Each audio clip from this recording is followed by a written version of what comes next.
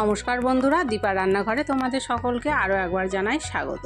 পেঁপের এই রেসিপি যাকে করে খাওয়াবে সেই কিন্তু তোমার প্রশংসায় পঞ্চমুখ হয়ে যাবে।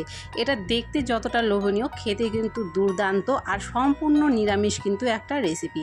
ছোট বড় যারা পেঁপে পছন্দ করে না তাদেরকে একবার এইভাবে যদি পেঁপের রেসিপিটা করে দিতে পারো তাহলে দেখবে সকলেই কিন্তু খুব আনন্দ সহকারে খেয়ে নেবে। এই পেঁপের রেসিপিটা খুবই সাধারণ মশলাতে তৈরি আর খেতে কিন্তু দারুণ স্বাদ হয়ে থাকে। তো পেঁপের রেসিপিটা তৈরি করার জন্য প্রথমেই আমাদের লাগছে পেঁপে। তো দেখো এখানে আমি একটা বড় সাইজের পেঁপে নিয়েছি। তো পুরো পেঁপেটা কিন্তু আমার দরকার পড়বে না, আমার অর্ধেক পেঁপেটাই দরকার পড়বে। অর্ধেকটা রান্না করব, অর্ধেকটা রেখে দেব। প্রথমে পেঁপেটাকে দেখো মাছ বরাবর কেটে নিয়ে তারপর ছোট ছোট টুকরো করে কেটে নিয়ে আমি কিন্তু খোসাগুলো ছাড়িয়ে নিচ্ছি। তো তোমাদের যেভাবে খোসা ছাড়াতে সুবিধা হবে সেইভাবেই ছাড়িয়ে নেবে। আমার কিন্তু বটিতে ছাড়াতে সুবিধা হচ্ছে বলে আমি বটিতেই ছাড়িয়ে দিচ্ছি। এতে করে কিন্তু দেখবে খুব তাড়াতাড়িও ছাড়ানো যায়। পেঁপের খোসাটা ছাড়িয়ে নিয়ে তারপরে মাঝখানে যে অংশটা থাকে আমরা সবাই জানি সেটাকে ফেলে দিতে হয়। সেটাকে খুব ভালো করে ফেলে দিতে হবে, না হলে কিন্তু দেখবে তিতে ভাব থেকে যাবে। তারপরে দেখো পেঁপেটাকে খুব ভালো করে কেটে পরিষ্কার করে নিয়েছি আর পেঁপের যে খোসাগুলো ছিল সেগুলোকে সাইড করে দিয়েছি। এবারে পেঁপেটাকে একটু টুকরো টুকরো করে কেটে নিতে হবে। তো দেখো আমি কিন্তু দেখিয়ে দিচ্ছি পেঁপেটাকে ঠিক কিভাবে কাটতে হবে।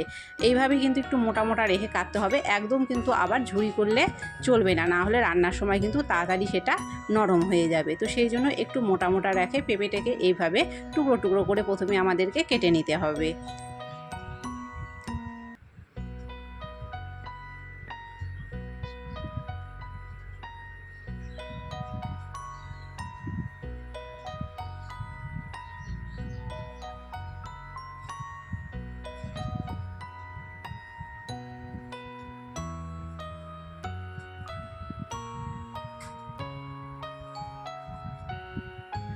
তো এইভাবেই কিন্তু ছোট ছোট টুকরো করে দেখো এখানটায় সবটুকু পেঁপে আমি কেটে নিয়েছি। এবারে পেঁপেটাকে কিন্তু ধুয়ে নেব।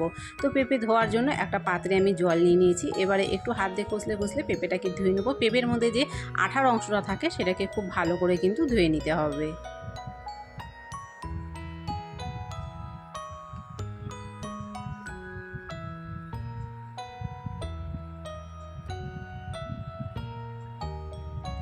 পেঁপেটা ধোয়া হয়ে গেলে সোজা কিন্তু চলে যাচ্ছি রান্নাতে।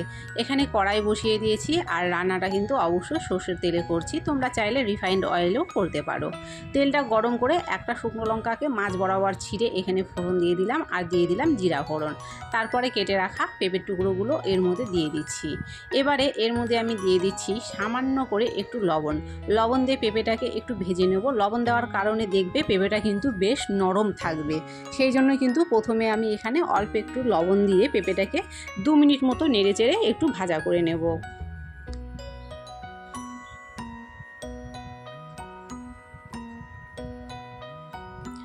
2 মিনিট মতো সময় নিয়ে দেখো পেঁপেটাকে কিন্তু একটু লাল করে আমি ভাজা করে নিয়েছি। এবারে কিন্তু এর মধ্যে আমি দিয়ে দিচ্ছি মুগ ডাল। মুগ ডালের পরিমাণটা কিন্তু খুবই কম ব্যবহার করতে হবে। তারপরে এর মধ্যে দিয়ে দিলাম 5-6টা কাঁচা লঙ্কা চেরা। এবারে মুগ ডাল দিয়ে কিন্তু আবারও ভেজে নেব।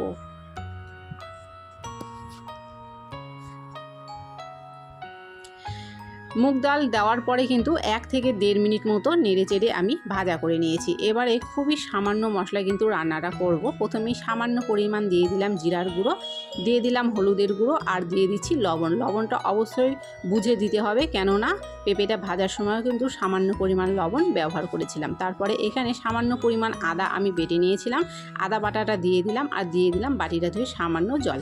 এর থেকে বেশি মশলা কিন্তু ব্যবহার করব না। আর আজকের পেঁপেতে কিন্তু কোনো রকমভাবে গুঁড়ো লঙ্কা ব্যবহার করছি না। আজকের পেঁপেটা সম্পূর্ণ কাঁচা লঙ্কাতেই কিন্তু রান্নাটা হবে। তারপরে দেখো মশলাটা দেওয়ার পরে খুব ভালো করে কিন্তু এখানটায় কষিয়ে নিয়েছি। এবারে দিয়ে দেবো পর্যাপ্ত পরিমাণে জল।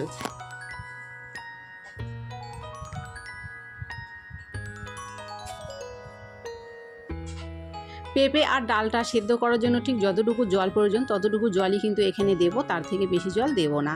এবারে স্বাদের জন্য দিয়ে দিলাম এখানটায় একটুখানি চিনি দিয়ে একটু নাড়াচাড়া করে কিন্তু ঢাকনা দিয়ে রান্না করে নেব।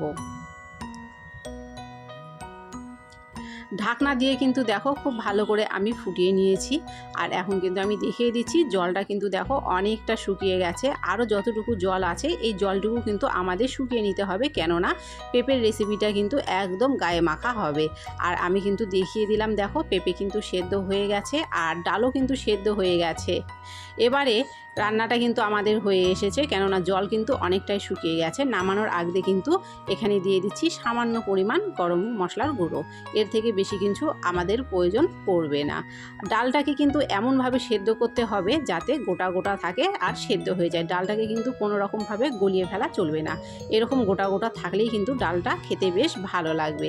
আর ঝালের জন্য কিন্তু যে কাঁচা লঙ্কা দিয়েছি, তোমরা চাইলে এইভাবে কিন্তু দুটো একটা কাঁচা লঙ্কা একটু ভেঙে দিতে পারো। এতে করে কিন্তু রেসিপিটা একটু ঝাল ঝাল লাগবে, যেহেতু এখানে গুঁড়ো লঙ্কা ব্যবহার করা হয়নি। আমাদের রান্না কিন্তু একদম কমপ্লিট হয়ে গেছে। এখন কিন্তু গ্যাস বন্ধ করে নামিয়ে নেব।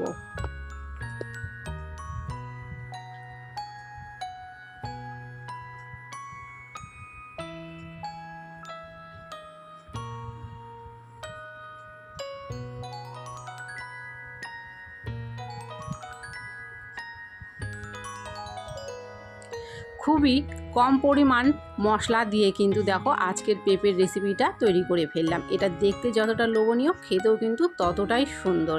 তো তোমাদের এই পেঁপের রেসিপিটা কেমন লেগেছে আমাকে কমেন্ট করে জানাতে কিন্তু একদম ভুলবে না। ভালো লাগলে অবশ্যই লাইক করে ভিডিওটাকে শেয়ার করে দিও। আর চ্যানেলে যদি নতুন হয়ে থাকো, চ্যানেল যদি এখনও সাবস্ক্রাইব না করা থাকে, অবশ্যই চ্যানেলটি সাবস্ক্রাইব করে দেওয়ার কিন্তু অনুরোধ রইল।